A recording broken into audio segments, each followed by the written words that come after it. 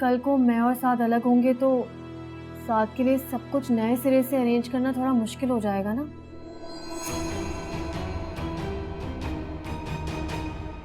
तो ये सब कुछ मैं अपने घर के लिए रखूंगी। घर? कौन सा घर? वो मामला तो खत्म नहीं हो गया? खत्म नहीं हुआ था, टला था, मायरा की शादी तक।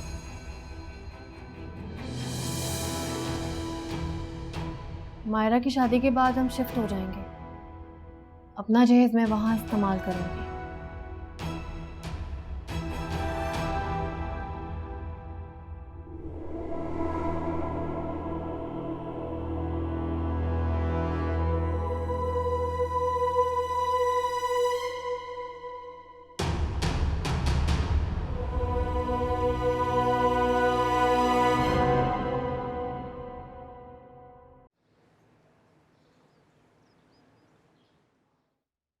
लेकिन कल को मैं और साद अलग होंगे तो जहेज मैं वहां इस्तेमाल करूंगी।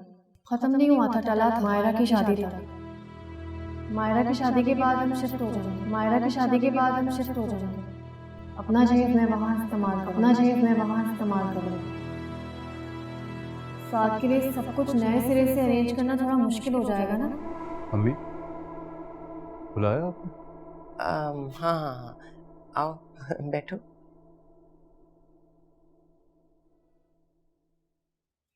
शादी के इंतजामात कहाँ तक पहुंचे? हॉल की बुकिंग तो हो गई है। केटरिंग वालों से मैं सोचा था 1-2 दिन में बात कर लूँगा। जो फर्नीचर है वो सोहेल देख लेगा। और जेवर? जेवर का क्या सोचा है? वो भी तो देना है ना। मेरे पास तो कुछ खास है नहीं। आलिया की दफा तो भाई साहब ने कर दिया था इंतजाम, तो अब मायरा को कहाँ से देंगे? आलिया कुछ दे सकती है? पागल हो गए हो क्या?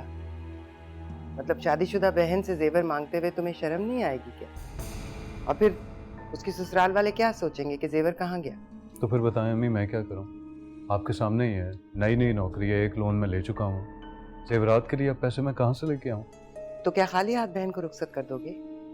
भाई बहनों का मान होते हैं। और फिर उसके ससुराल वाले वो नहीं सोचेंगे कि किन कंगने लोगों में रिश्ता दिया है जो अपनी बहन को एक छोटा सा सेट नहीं दे सके? अच्छा मुझे बताएं फिर मैं क्या करूं? चोरी करूं या डाका डालूं? बताएं। अपनी बीवी से पूछो ना, वो करे मदद तुम्हारी। भाई साहब ने भर भर के सोना चढ़ाया है उसे। उसके जहेज के सामान से सारा स्टोर खचाखच भरा हुआ। अब नंद को बहन समझकर अगर उसकी मदद कर देगी तो छोटी नहीं हो जाएगी, बल्कि उसकी इज्जत में इजाफा ही होगा। हमारी परेशानी का ना सही, कम से कम अपने शौहर की मुश्किल का तो ख्याल कर सकती है ना। यूं भी बीवियां ही मुश्किल वक्त में काम आती हैं अपने शौहरों की।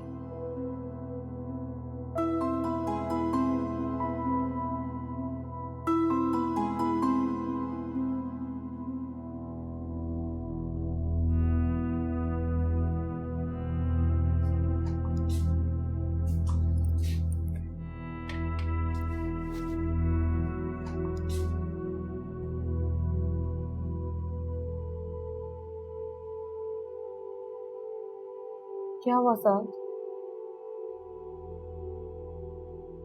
कुछ नहीं।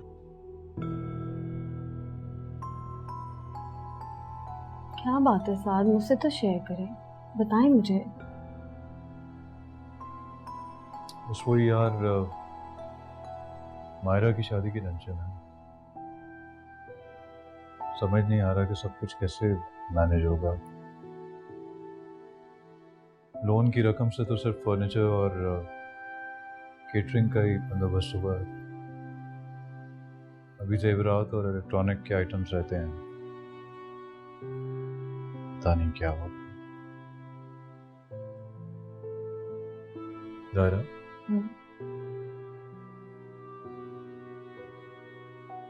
तुम्हारी जहेज की तो सब चीजें वैसी ही रखी हैं। तो अगर उनमें से कुछ चीजें तुम मायरा को दे दो तो मेरी मुश्किल आसान हो जाएगी।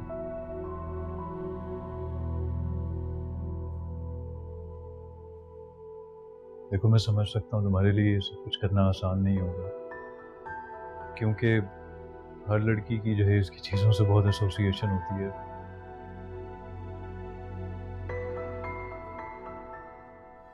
मेरे लिए भी तुम्हें ये सब कुछ कहना आसान नहीं है ज़ारा, लेकिन मेरे पास कोई और ऑप्शन है नहीं यार। ताया ने भी हाथ खींच लिया, अब जो करना है मुझे ही करना है। अब देखो, दुनिया के सामने हाथ फैलाने से बेहतर नहीं है कि मैं अपनी बीवी के सामने अपना प्रॉब्लम शेयर करूं। ज़ारा मैं तुमसे वादा करता हूँ, हमारे माली हालात जैसे ही ठीक होंगे ना, मैं तुम्हारी एक एक चीज़ तुम्हें वापस खरीद के दूंगा। वादा है मेरा तुमसे।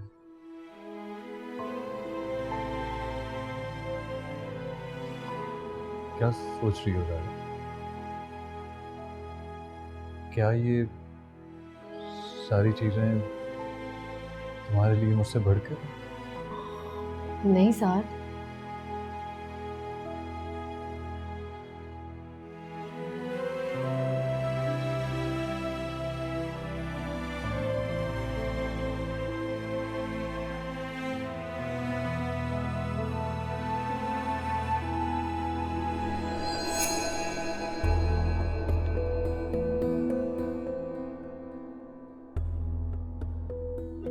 ख्याल आ गया तुम्हें अपनी नंद का।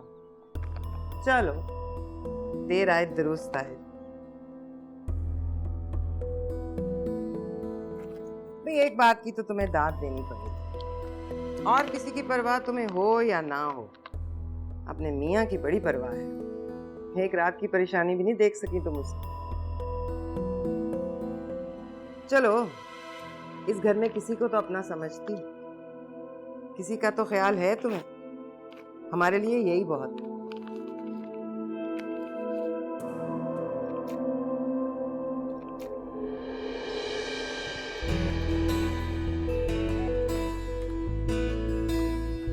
कहाँ जा रही हैं आप इतनी जल्दी? खाना खा के जाइए। अच्छा अच्छा अच्छा, आप भी जल्दी आइए।